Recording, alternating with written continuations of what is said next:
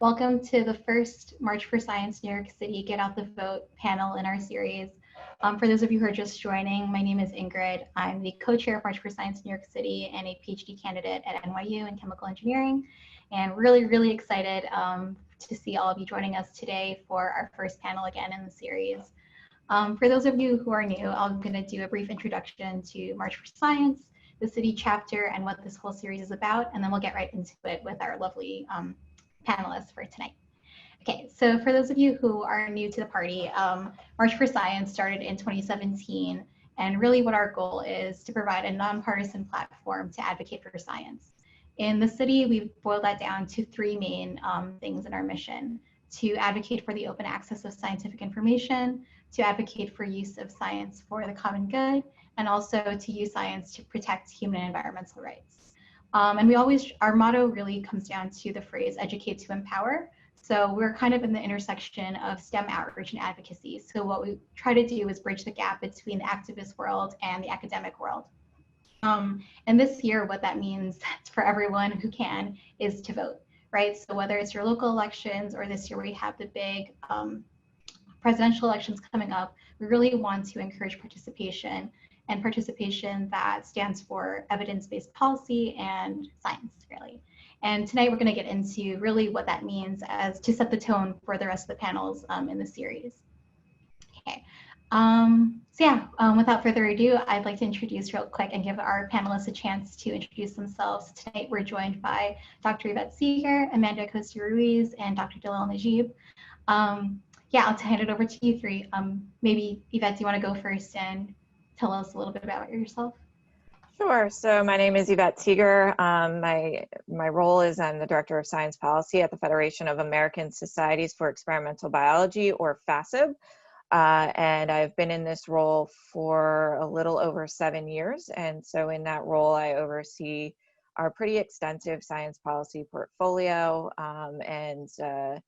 I have a team of 2 analysts that works with me, and I work within the Office of Public Affairs. So we're split between advocacy, and we're also split between science policy.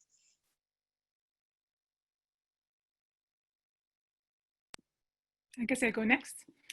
Hello, I'm Dalal Najib. I'm the Director for Science and Engineering Capacity Development at the Policy and Global Affairs Division at the National Academies of Science, Engineering, and Medicine. In my role, I work mainly on promoting early career engagement in science, engineering, and medicine, and also our fellowship programs. I know we'll talk about those at the end of the panel. And a lot of our institutional capacity buildings, not just domestically, but also overseas. And my background is in space engineering, so I kind of transitioned from engineering into policy, and I'll be happy to talk about that. Thank you. Hi, everyone. I'm Amanda. I'm a 4th going into my 5th year PhD candidate at Weill Cornell Medicine here in New York City. I work in cellular and molecular neurobiology, looking at signaling pathways involved in synaptic plasticity. So kind of in the molecular neuro realm, but relevant to this panel, I'm part of the leadership team for the National Science Policy Network, or NSPN, which is an organization started by early career scientists for early career scientists who want to engage in science policy. I'm the outgoing Eastern Hub chair, working on connecting student-led science policy groups at various institutions throughout the Eastern region and helping them connect and figure out how to collaborate and support each other. Awesome. Yeah, thank you all three again for being here. So maybe we can start by getting right into it and kind of setting the context for what science policy is and kind of a history of science policy in the United States. Like, when did this really become a topic at the federal level? I'll open up to everyone. I can start if you want to. So actually, 2 days ago was the 75th anniversary of the date when Vannevar Bush delivered its very famous report, Science: The Endless Frontier, to President Truman. And with that report has shaped science policy in the US for the past 75 years. So actually this year started with celebrations of that report and was supposed to continue with that. I think most of them will happen virtually, but to give you some historical context, before World War II, US researchers in private industry and even in universities depended very much on Europeans for basic research. But during the war, World War II, the federal government sponsored much more research than it ever had before. And much of this research was conducted and managed by universities. So Vannevar Bush at the time, he was the chairman of the National Defense Research Committee, the NDRC, and the director of the Office of Scientific Research and Development. And he guided the science and engineering effort during World War II and saw how much progress could be made in science in a very short time when the right conditions and funding are made available. He also realized that the scientific research enterprise in the US could now go back to its pre-war mindset and recognize the value of government in funding research in universities. So towards the end of the war, President Roosevelt, FDR, asked Vannevar Bush to come up with a plan, and based on the federal government's wartime experiences to shape the nation's post-war research system. And Bush was ready because he had a plan, obviously. And the result was the report Science, the Endless Frontiers, which was delivered, as I said, 75 years ago, almost to the day. And in this report, which I encourage those who have not read it to read, he actually argued that the federal government should fund basic research as a public good. That basic research was a driver of progress that underpins the success of national priorities. And it also implied that this research should be conducted largely in universities, with the allocation of research funds being determined through peer review. And this has revamped completely and shaped for decades to come the structure of higher education system in the US. So this report, for example, led to the establishment of the National Science Foundation. And funding of US universities has increased at a rapid rate, and the US became a leader in S&T innovation. In fact, between 1950 and 1975, all Nobel Prizes in physics went to Americans, and 18 out of 26 of Nobel Prizes in chemistry went to Americans. So Bush, in his report, provided the intellectual architecture of the US world-class research enterprise, and he became the guiding force for the government support of R&D and innovation for decades to follow. So that's one very important, I think, milestone that has shaped all the past 75 years, and I guess the decades to come for the research enterprise. And I'll leave it to the other panelists if they have anything to add. No, I think you pretty much covered it, because it served as the foundation for the National Science Foundation, but then the National Institutes of Health, as it branched out and went from one institute to what it is now, being 27.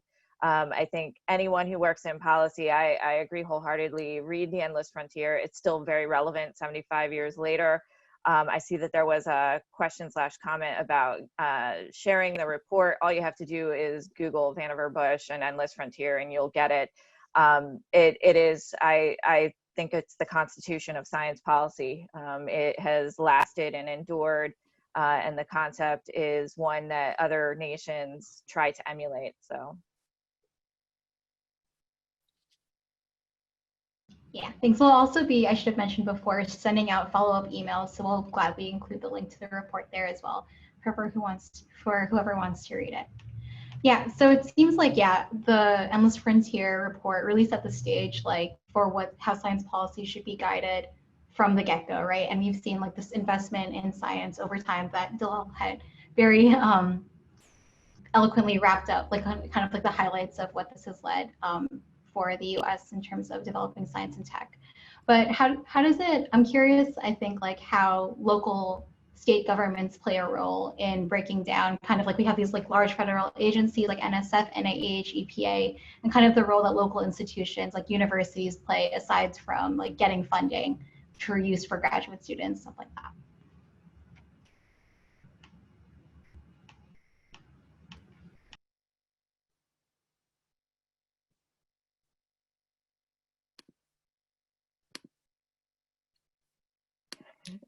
We're all jumping in at the same time. I'm more at the federal level, so I will defer to my co-panelists.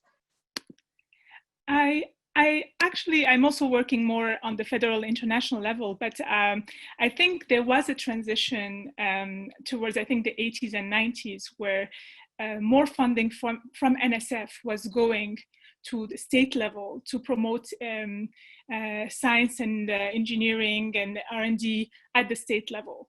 And we have been seeing that increasingly over the past few years. In fact, I know we'll touch on the fellowships later on, but most of the fellowships we know about are at the federal level, but you will see that, that states are recognizing that there is a need for scientific advice at the state level. And we're seeing a lot of councils within California or Idaho and others where they are seeking scientific advice from experts who spend time in state governments. I mean, states are very much connected, as you said, to universities, but also just to the infrastructure, to the problems that are very much local. You can look at water quality in certain states, or the environment, or the education funding. So I don't think that states are divorced from that. And just historically, if you look at even the funding of NSF, where it has gone, it has started recognizing the importance of states in that realm. Yeah, and I think. Oh, go ahead. I was just going to say, I think, Ingrid, you were mentioning also academic institutions and scientific organizations and how they play a role. And I think a lot of them have started to have either government affairs office or some kind of group within their organization that works at the interface of how science and policy can work together and either offer their experts advice for certain topics or work on the, I guess, what we call the policy for science part of science policy. So thinking of how an academic institution will, I guess lobby might be a right word for certain policies that would benefit the academic institution, that would be communicating with these policymakers. And it comes right down to the fact that science has proven itself to be an economic driver, whether or not you have a PhD after your name or you're a scientist, be it an academic university. We've seen some states make that commitment, and you can go around the country and see the states that have made targeted investments saying that they're going to fund certain types of science, trying to recruit scientists to those areas or grow those hubs, be it biotech or academic institutions focusing on a specific area of science. So there is definitely value. I think the integration at the state governments in terms of utilizing science, I think that also varies based on how often state government meets. So, some of the larger states have full-time governments, whereas smaller states are only thinking about it part-time. So you have a little more work cut out for you if you're trying to advocate in those states. And I'm not sure if we're mentioning like internships and fellowships right now, but just to throw one out that's more New York specific, there's a Sci NY internship. It is unpaid, but they connect early career graduate students, including current grad students or recently graduated PhDs, with a local politician or policymaker so that they can work on specific projects that relate to science in New York City together. So just mentioning that as an opportunity that might be more local. Yeah, thanks. Yeah, it's a good point. Sci NY, for those of you who don't know, we'll drop the link as well into the notes, but it's kind of like they're trying to establish a kind of a AAAS version of the fellowship back in New York City for those of us who might not be able to travel down to DC. Sorry, I was just to keep my eye on the chat for a second. Amanda, you had mentioned real quick a point that I had meant to bring up earlier, kind of this distinction, like so science policy falls under these kind of like two classic umbrellas of like policy for science and science for policy. So I was hoping that for newcomers to the conversation, if we could break down what those distinctions are and kind of like where those decisions get made. Sure. So I mentioned policy for science as kind of being the laws, regulations, and for lack of a better word, the policies that regulate or help promote scientific research at institutions or at various other universities and colleges. And so the flip side of that is then science for policy, meaning in the policymaking process, incorporating scientific viewpoints and data and evidence that backs up why this law is, what this law wants to do and promote the end results for this law. So those are the two arms, I guess, of science policy. One working on more policies for science research and one working on including science in policy making for the general public and society. Since I work for the Academies, I think a lot of our work is actually giving evidence-based advice that will shape policy. So a lot of it is like actually science for policy. And many agencies use that, and experts that we call on to provide that advice from various walks of life and fields. And conversely, I would say what I do is policy for science, the rules of the game, as I always describe it, because I am engaging our 130,000 individual scientists and getting their perspectives on the rules of the game and providing the feedback. You know, it's a feedback loop of you put the rules in place, you test them out. We describe policy frequently as it's cyclical. You keep going through and you go through the steps constantly. And I think they inform each other, and they both have their places. And actually, it's for scientists who don't think that policy affects them. Anytime you apply for a grant, all of the instructions you have to follow, that's policy for science. Yeah, and I see a quick question in the chat / comment about how this division of funding then is like divided up. I think it'd be interesting to know, like, yeah, like when a grant is given to a PI or when a grant program is created, kind of like how an agency or subcommittee of Congress gets to decide like how much budget to allocate to a specific project.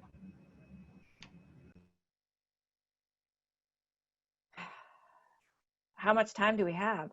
Yeah, I mean, it's not as straightforward. Obviously, there's the interplay of appropriations on Capitol Hill, at least for the U.S. federal government, and you have those categories figuring out, okay, how much do we want to spend every year? And then we get a teeny tiny slice of the pie. If you've ever looked at a budget pie chart, and I think this is the hard thing for scientists, is you look at, say, the NIH budget or the NSF budget, and it ends with a B, you know, billion. Billion is a big number, especially if you're a graduate student. You're like, wow, this is a huge chunk. Well, look at how much this nation spends on other things, and we're a tiny, tiny sliver of so many things that we put money towards. So, you know, you go through the appropriations process, you ask for these, you know, I think combined it ends up being about 55 to 60 billion if you're looking at NSF and NIH just alone. And then within those agencies, they figure out how they want to divvy up the pie. And NIH is super complicated because it's 27 institutes. NSF also complicated because it's got its 7 scientific directorates, and you know, and everyone's trying to figure out their priorities. You've got the things that you want to go forward, and science that you want to continue. NSF has these big scientific projects that cost a lot of money. You know, think about the Arctic program that costs money to sustain. And then you have people applying for grants. So, you know, and one of the references that we'll send out after this, you can look at how appropriations has gone to each state. These are fact sheets that FASB does using publicly available data. We just aggregate it, and you can look at it at the state level to see how much your state got. That's also a good discussion point for advocacy if you have boatloads of NIH money in your state. So New York, obviously pretty easy to make the case that science is well funded in New York versus states where they may not even have enough, and they may only have one institution that's funded by NIH. So familiarity with it, and so they're more likely to fight, their representatives in Congress are more likely to fight for NIH, NSF science funding because they recognize the economic driver. So it's not, it's a squiggly line, as are many things in science. Policy echoes that, but you know, there are those tools that you can use as you're thinking about expressing the importance of science to your state or your district to show that it's there and it's an important part of not just funding that institution, but also in your community.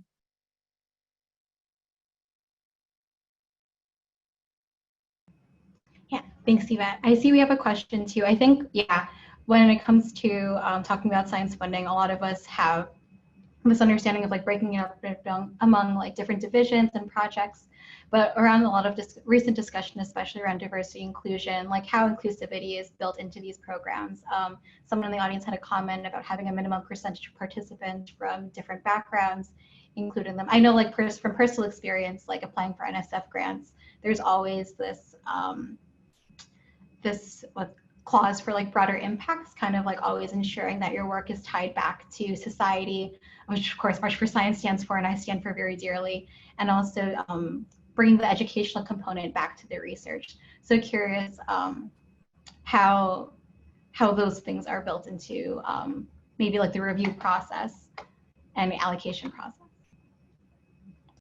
For NSF, for example, so NSF has announced those 10 big ideas that are going to shape the research directions, but also its funding. So, you know, if you apply for NSF, I do write grants to apply for NSF and others do, you try to align your proposal as much as possible with at least one, if not more, of the big ideas for it to be considered.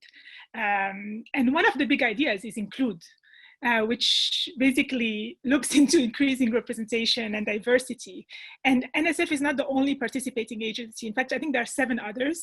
I won't be able, if you look it up, you'll be able to find them. But I think this has become a priority across several agencies, and not just agencies, by the way, at the national academies, for the increasing diversity and participation also in our panels, in our committees is essential. Not just gender or race, but also geographic diversity. So having representation from universities or institutions from a wide range of areas in the United States, and also disciplines. So we have social sciences, we have obviously engineering, science and medicine, lawyers, economists. People would be surprised. And of course we can always do better, but I think that's our goal. There is this efforts, very conscious efforts to increase diversity across agencies, but also in other institutions. And I think Dalal and I are really good pairing because she's got the NSF cornered and I'm an NIHer by just where I work, but same, you know, there's an emphasis to try and have early stage investigators compete against each other in review. You know, there are specific supplement programs, you know, trying to make sure that the opportunities are available and they are distributed equally.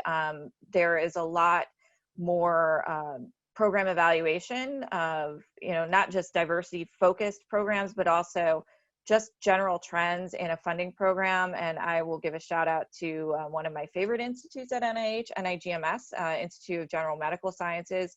As they roll out new programs, they are doing a careful assessment of who's applying, who's getting funded, and making sure that they aren't having some unintended biases come out of the rollout.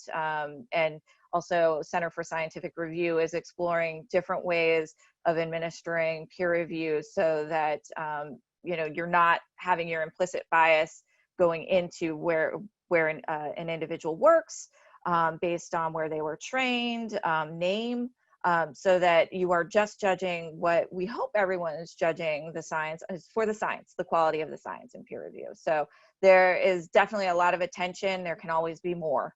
And there are some great programs, and we appreciate our advocates on the Hill who keep bringing forward the importance of early stage investigators, as well as making sure the science that we're funding is as diverse as the investigators doing it.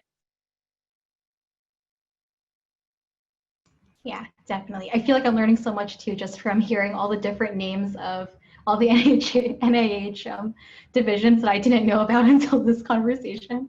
It was really good to know that, yeah, that our agencies are also taking part in this like larger national conversation about addressing justices within our institutions.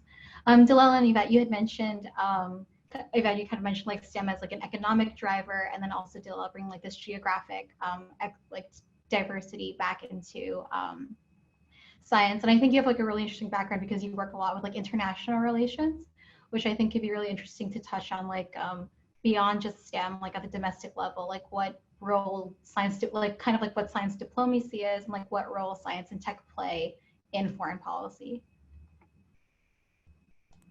Sure, I can start. Well, so yeah, a lot of my work actually revolves around international engagement and collaboration, and this is because we don't live in a bubble. The U.S. is not in a bubble. Science intrinsically now is collaborative. If you look at papers published, you'll see the number of co-authors are from all over the world, and also. Just by its nature, there are many models. In order just to validate them, you need a wide range of data sets and applications in different settings. And also the issues we're looking at do not recognize geographic boundaries. I mean, this pandemic, that's why we're all like on Zoom and not in an actual panel. It's because, it's affecting the whole world, and there is no stopping. You don't have to stop at immigration. I mean, and also the race for the vaccine has proven that there are many countries who are trying to find a solution, and a solution that will benefit folks globally. In fact, even going back to 1945,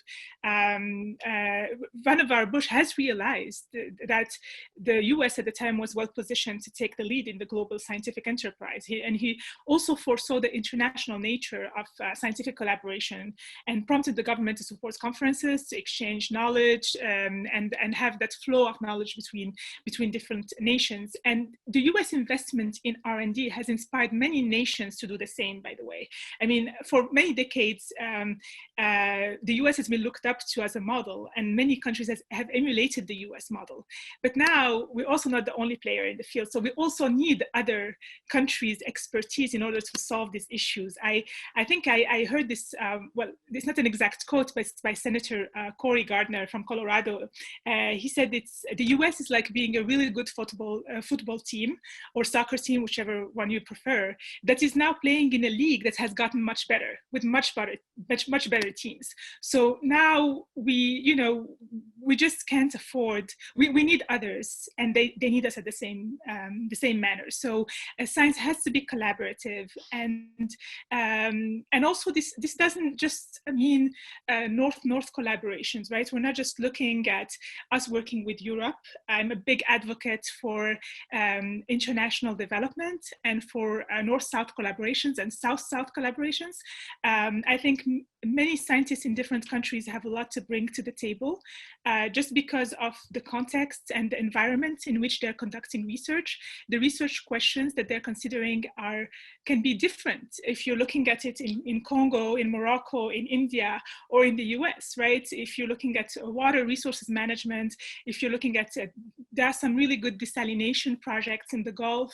And I guess also the need drives ingenuity and creativity. So sometimes you have new solutions and a new outlook to existing problems. So I think the US community, the US scientific community, has a lot to gain from collaboration and from remaining open to this collaboration.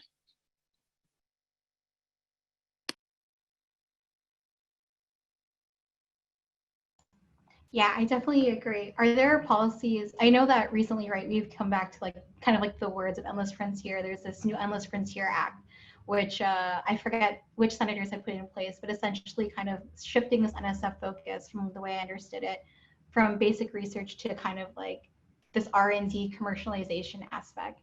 I wonder like how these two things like play into each other, like if we see it kind of like supporting this more global atmosphere while at the same time with the US remaining like competitive at the same time with its own STEM focus, if that makes sense.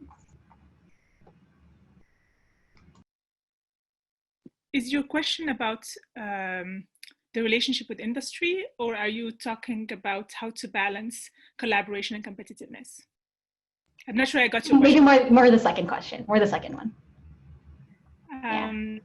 So you're asking well, but there is, of course, there is IP rights, right? Like, and I think usually I think, especially with working with development, the concern is that we have to make sure that those scientists, when working with US scientists, are protected, because honestly, most universities have their act together in the US and they know how to protect their IP, and there is a lot of capacity building happening on the other end.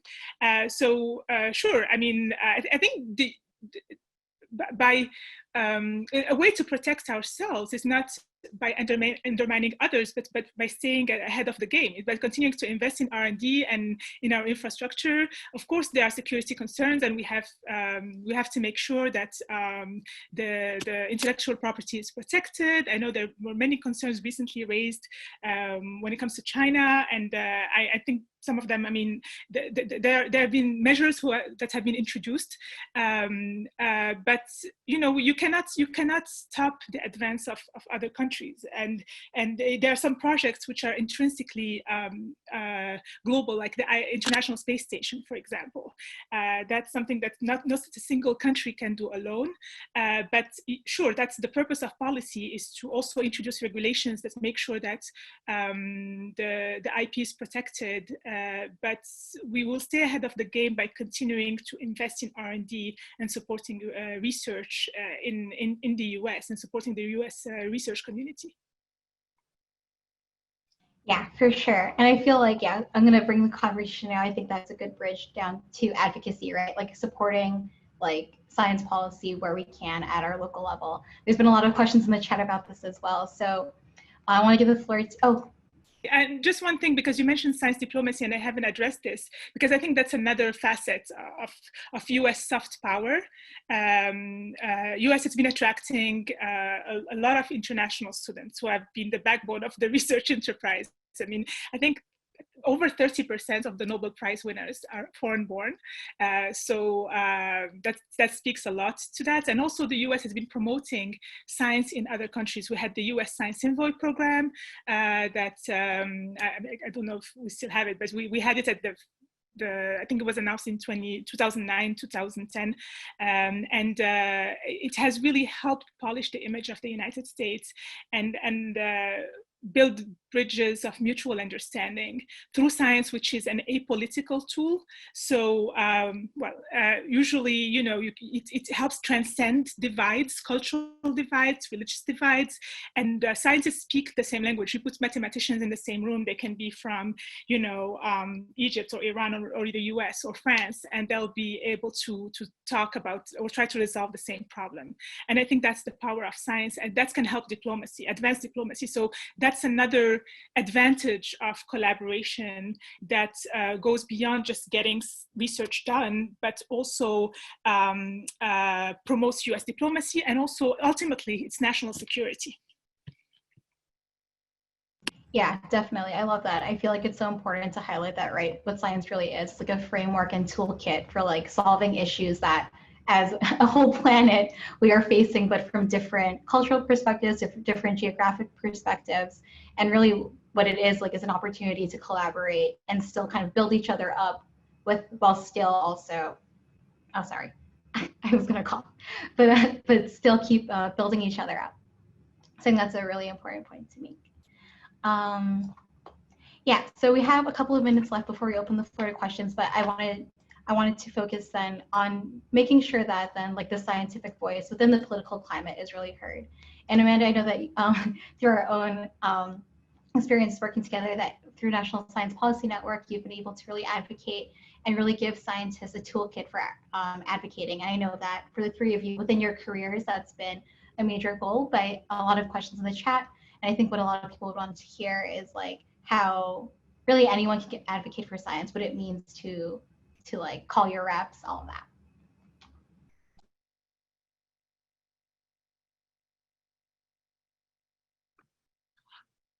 Yeah, so I think you mentioned kind of like one of the more straightforward ways of advocating for science of just calling your rep, writing them a letter, asking for a meeting. And then there's a lot of other ways that you can also advocate for science, starting at your own institution even. So I mentioned that a lot of academic institutions have government affairs offices or some similar type office or group that can help facilitate students meeting policymakers either in their local governments, or a lot of times they might have a Capitol Hill visit so that you can meet policymakers and kind of advocate for research funding, or explain to them the science that you're doing and practice your science communication with them. I would also say at your own institution, there might be a science policy group that other students might be leading. So definitely look out for that. A lot of science policy student groups will even bring speakers to campus so that you can open up your horizons a little bit more and see other science policy efforts beyond what you've been exposed to so far. And then even within NSPN, a lot of advocacy opportunities are available within NSPN. So we have a program to help early career scientists write opinion pieces for their local newspapers for a topic that they're interested in, explaining to their local communities, and then advocating or calling attention to specific science policy topics that they might be interested in.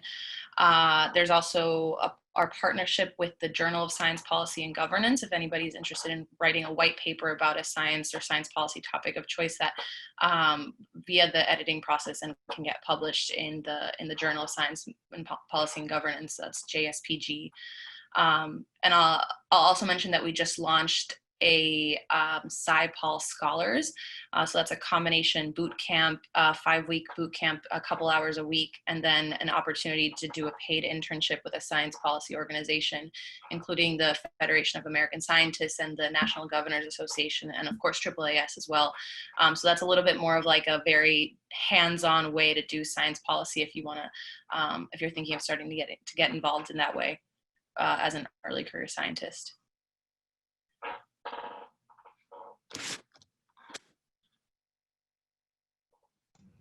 Yvette, feel free to chime in case you have anything to add as well.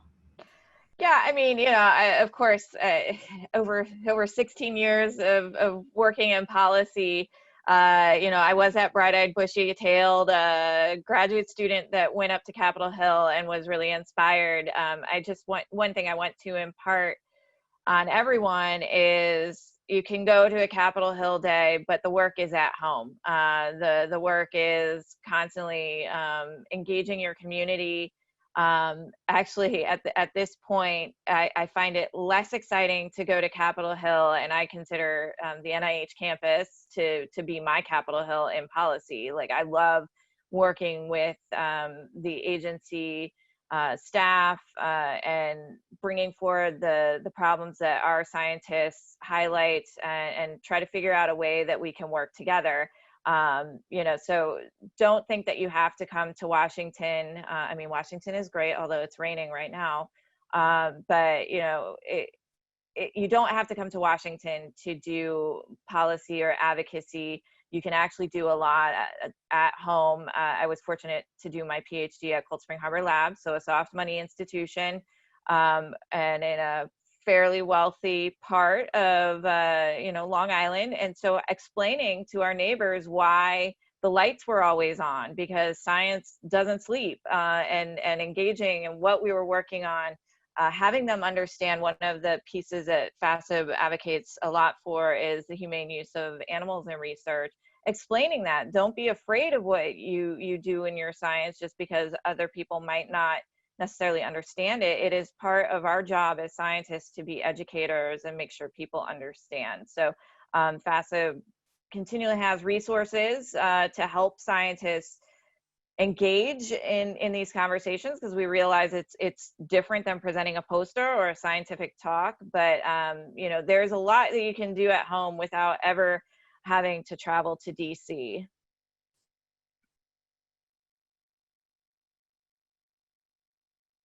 Yeah, do you guys have any tips, I guess, for reaching out to your Congress people, like kind of the language that they speak and what they really want to hear when we reach out to them? I feel like for scientists, right, we like get into the deep of like the methods, everything needs to be on paper, but contacting representatives, I feel like it's just like contacting a whole new audience. Anyone who knows me is going to say Yvette just unfurled. You have votes. If you are a constituent, you have so much power. As a DC resident, I am envious. So, if you can say that you live in district and this is important to you as a voter, you have so much power that you know, you can command more attention than you have any idea. And again, as a DC resident, I'm incredibly envious.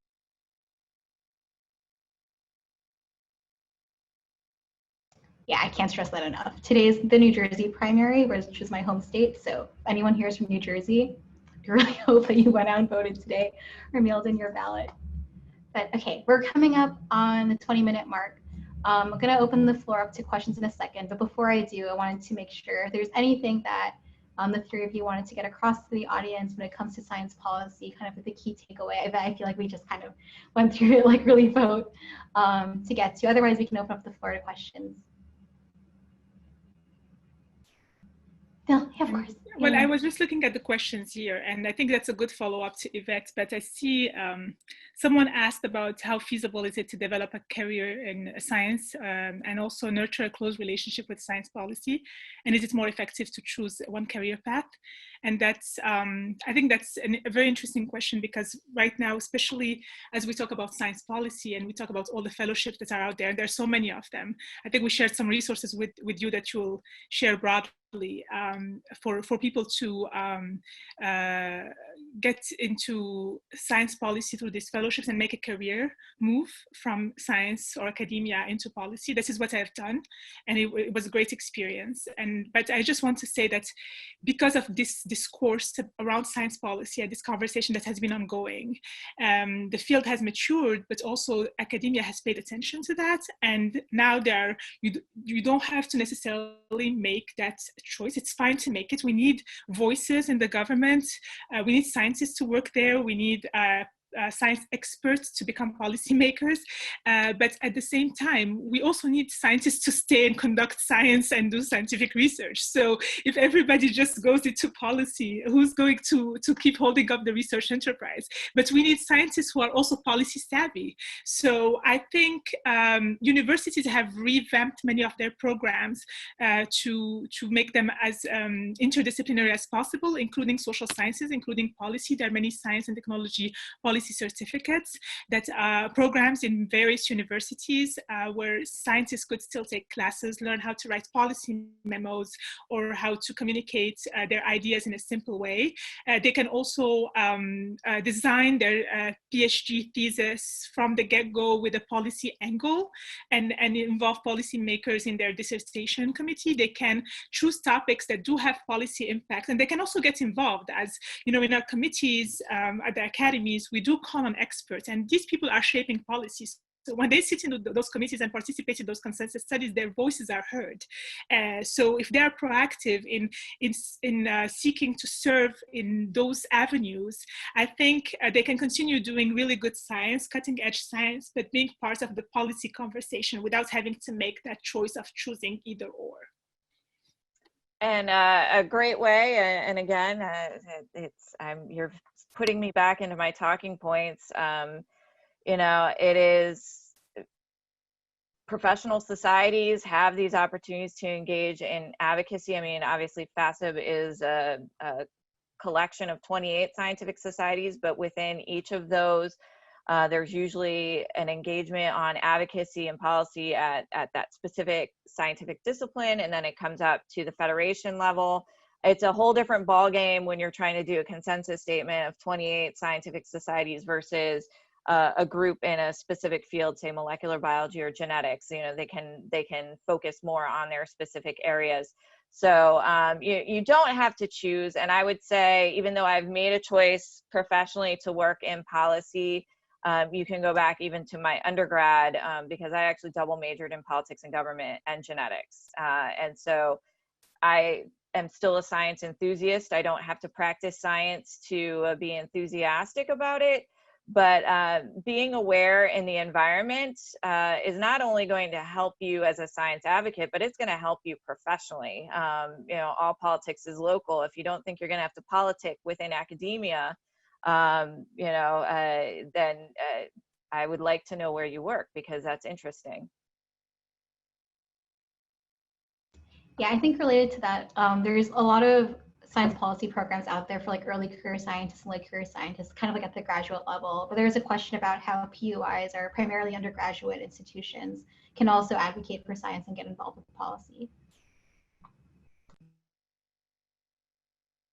Well, you know, again, through scientific societies is one. Actually, they have a great opportunity if it's a primarily undergrad. I went to a tiny liberal arts college for undergrad, so I have a soft spot. But they have even more flexibility, because if you want to prepare, you have this key role in preparing the next generation, and you think about just the landscape of undergrad-only institutions.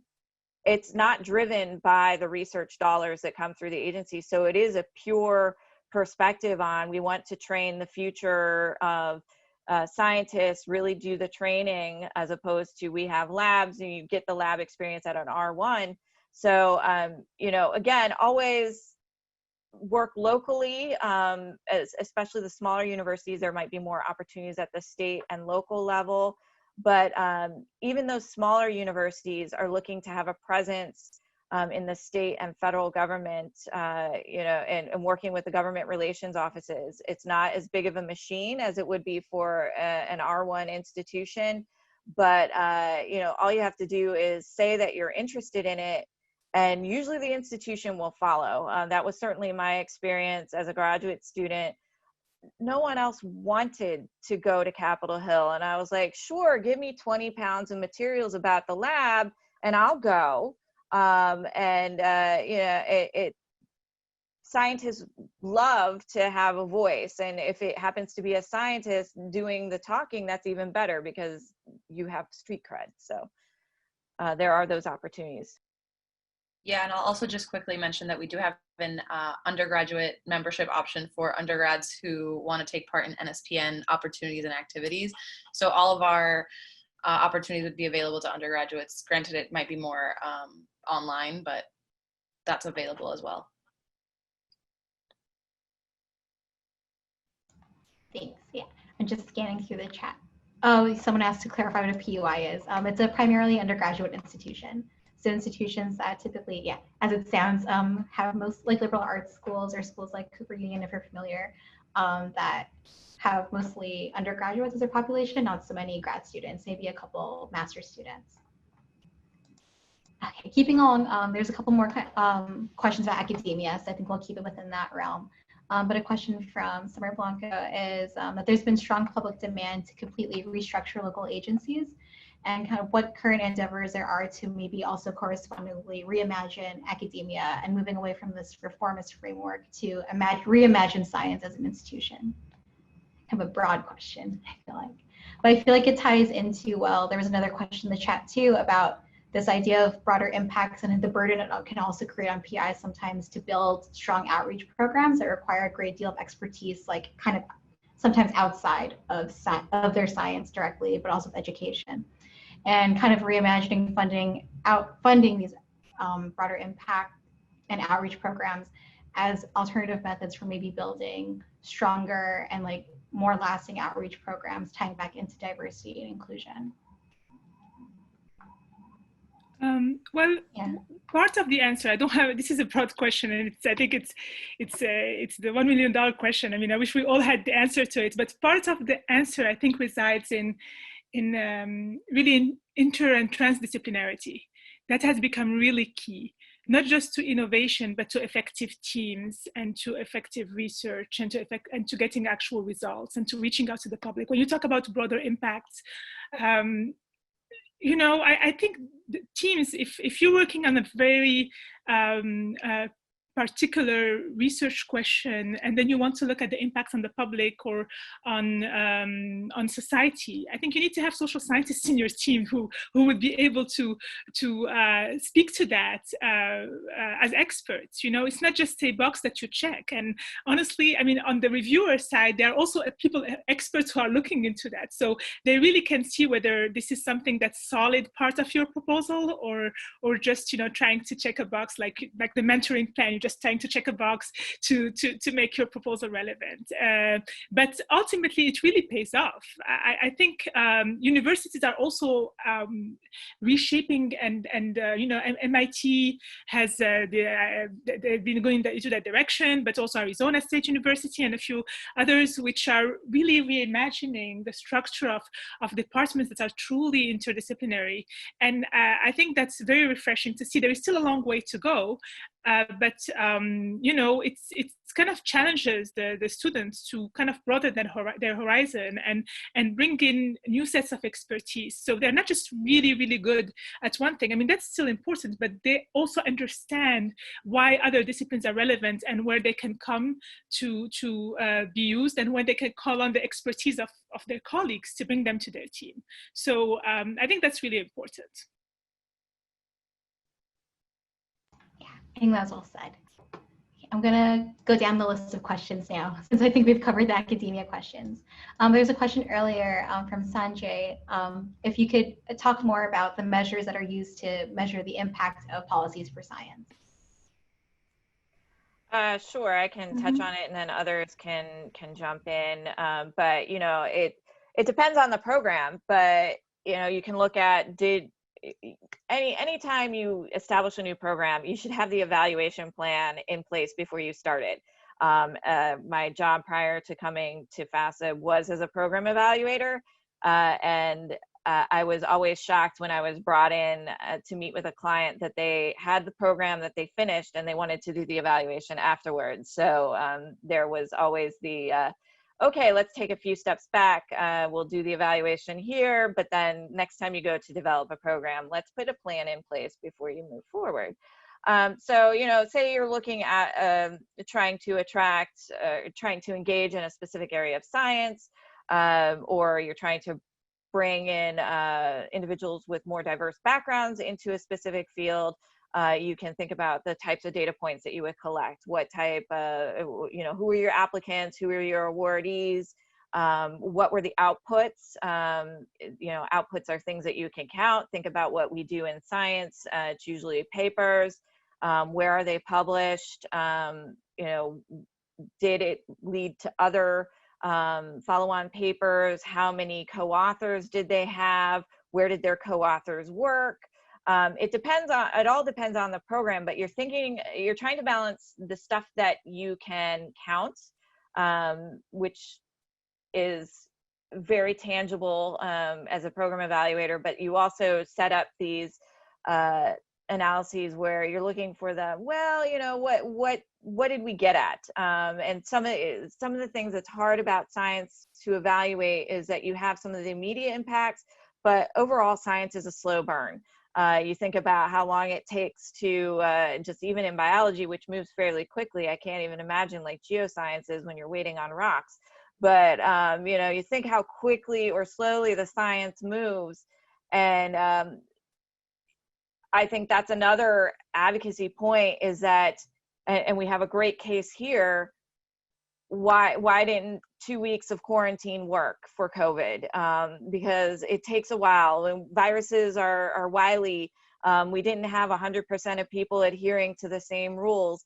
And so, there will be those immediate effects. We were able to temporarily flatten the curve, but we aren't going to see long-term effects until we're able to hopefully put a vaccine in place. So, thinking about the type of science that you're looking at, balancing the immediate things you can count, thinking about some of the non-countable, the little more qualitative attributes, and then also building in what are your short-term goals and your longer-term goals, because you're not going to change, for instance, say you have a diversity program. You're not going to change the makeup of a field overnight with 3 years of funding. You have to set up reasonable goals. What are the stepping stones? Thinking about transitions, career transitions from undergrad to grad student to postdoc to faculty member. You would think, okay, longer term, what's the retention of somebody that was funded on this undergrad grant, and did they stay in academia or where did they go? So, you have to build in all of these different factors, and that is that is a big struggle, I would say, for science and working with policymakers, because you think, at least on the federal level and certainly on the state level, you're looking at people who are working on a 2, 4, 6-year timeline. They have to show immediate deliverables, and that's not always the case with science. That you might get lucky and have something good come out under your watch, but you know, you think about somebody who's in office for a short period of time, you're not going to be able to demonstrate a ton. So pause.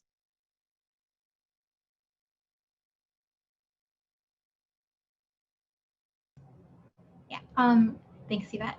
Alex asked what the group's thoughts were on this kind of science policy hybrid of like corporate social investment, where they explain this being like private entities pretty much like funding science and policy research, applying business methods to gauge, like, I guess, like in a way, like also assess the impacts of these policies. So I guess like what roles corporations play, maybe like think tanks.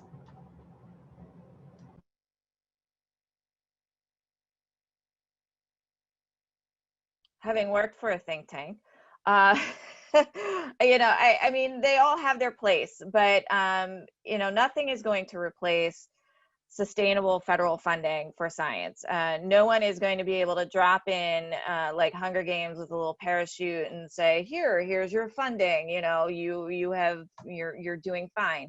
And I think that is a big misconception that we also have to communicate, is that this has been a long-standing investment, and even though it's a small piece of the pie, it is a critical piece of investment that can't be replaced by industry. It can't be replaced by private corporations or foundations. They can supplement what we have, but that is why our system is so emulated, because our federal government said this is something that we care about as a society. And then the other groups, companies, foundations, they can all pile on, but their investments will never match. Even Bill Gates' money isn't going to match what the federal investment is, and the type of research that the federal government, the foundational research, can do. But in science, I agree with Yvette completely, wholeheartedly. But in the science diplomacy framework, I think private funding, especially by philanthropies and foundations, can play a big role in paving the way for maybe future funding by the government later on. We're looking into countries where relationships are delicate, and maybe it's not possible for US governmental agencies to support certain projects. I think then the role of philanthropies and foundation is essential in getting projects started. And then when the US government is ready to jump in, then at least the work has been prepared, and there is something to build on. Yeah, there's a lot more risk that happens at the foundation level. Yes, for sure. Yeah, we have time for one more question. More like a clarification question. If someone could really quick talk about like how these indirect costs work and how they're negotiated, I think, between federal agencies and institutions, for kind of that transparency for a lot of the audience who might not be on the ins and outs.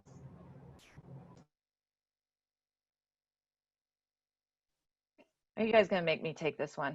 All right. So the indirect costs are basically the cost of doing business. They are negotiated institution by institution. The level is set, and it is, you know, what institutions will say is you need power to run the lab. You need facilities to run the lab. So it is the part of every grant that goes towards basically your rent, your scientific rent. And every institution has a different rate that varies based on location. You know, again, kind of like what I can rent in DC is going to cost completely different from my home city of Cleveland, Ohio. So, you know, it is, I appreciate the question. It is not, it's like for NIH, it's negotiated through the Department of Health and Human Services, and they have been pretty stable for a long time.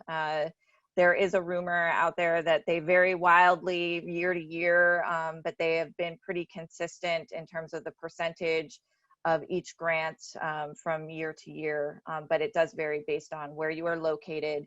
I would not necessarily select where you want to work and do your research based on the indirect cost rate. That said, go where you have the facilities to do the science, and let you know, the people in grants management handle the IDCs.